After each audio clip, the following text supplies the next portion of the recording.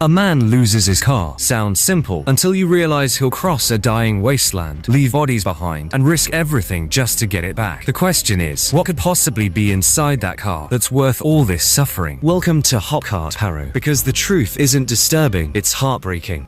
The story begins in a barren stretch of the Australian outback. This is a time when the country's economy has completely collapsed and people are constantly fighting over the smallest things out on the roads. Everyday survival has become a struggle, and desperation hangs over the landscape like a constant shadow. Here, we're introduced to a man named Eric, sitting alone in his car. He looks deeply troubled. A short time later, Eric gets out of the car, walks into a house, and starts drinking. The next scene shows a vehicle carrying 3 thieves named Archie, Caleb, and Henry. Caleb is behind the wheel, while Archie and Henry sit in the back. Henry is badly injured. Inside the vehicle, tensions keep rising as old arguments and fresh wounds push everyone closer to the edge. The 3 of them are in the middle of a heated argument. The reason is that Henry's brother, Ray, was left behind alone, and he was badly injured as well. Archie and Henry begin fighting over it. The argument escalates so much that they lose control of the vehicle, and it crashes completely. After the crash, Archie is the first one to get out. He notices Eric's car parked nearby. Without wasting a second, he walks over and gets inside Eric's vehicle. Caleb then pulls Henry out, and the 2 of them climb into the car as well. With the crash behind them and no time to waste, they make a quick decision that changes everything. Just then, Eric comes out of the house and sees 3 strangers driving away in his stolen car. A crowd has gathered outside, but Eric doesn't hesitate. He gets into the thieves' wrecked vehicle and immediately starts chasing them. Most people would back away from a situation like this, but Eric refuses to let his car disappear without a fight. When Archie realizes someone is following them, he points a gun at Eric. But Eric isn't the kind of man who's intimidated by a firearm. He wants his car back, no matter what. A short time later, Eric speeds ahead, pulls in front of them, and blocks their path. The 3 men get out, and a confrontation begins. The tension quickly boils over as neither side shows any intention of backing down. Eric repeatedly demands his car back, but Archie responds with disrespect. That immediately angers Eric, and he attacks Archie. Seeing this, Henry comes up from behind and strikes Eric hard on the head. The blow knocks Eric unconscious, and he collapses onto the ground. The 3 men then drive off in Eric's car. Meanwhile, somewhere else, a wounded military man is lying on the ground, and it appears he doesn't have much time left to live. While Eric loses everything in that moment, another story is quietly unfolding somewhere far away. Directly across from him lies a young man named Ray, who is actually Henry's younger brother. Ray is in terrible condition as well. Even so, he manages to pull himself together and climb into a military jeep parked nearby. Despite his injuries, survival remains his only focus as he forces himself to keep moving forward. He drives away from the area and eventually stops near a tree, planning to treat his wounds. After that, the story returns to Eric. Eric has regained consciousness and now finds himself alone in the harsh wasteland. He starts the wrecked vehicle again and heads down the same road the thieves used when they took his car. The trail is growing colder, but Eric refuses to give up the pursuit. Along the way, he stops at a gas station and asks people about his vehicle, but nobody is willing to help him. At that moment, Eric notices a man walking inside from outside. Something about him seems suspicious, so Eric follows him. Once inside, Eric discovers a room filled with junkies sleeping in a drugged-out state. Only one young man is awake. Eric asks him about the stolen car, and the young man tells him that the elderly woman sitting inside might know something. With no real leads left, Eric follows the only clue he can find and keeps searching for answers. Eric goes inside, where a very old woman is sitting. He keeps asking her about his car. The deeper he searches for answers, the more every conversation seems to pull him further into confusion. But the woman doesn't listen to what he's saying. Instead, she starts asking strange questions. Eric ignores the pointless conversation and angrily walks back outside. A little farther down the road, he enters another house. There, he finds several men along with a dwarf. Eric immediately realizes they probably have weapons. He tells the dwarf that he needs a gun. The dwarf takes him outside, shows him a firearm, and says it will cost $300 US.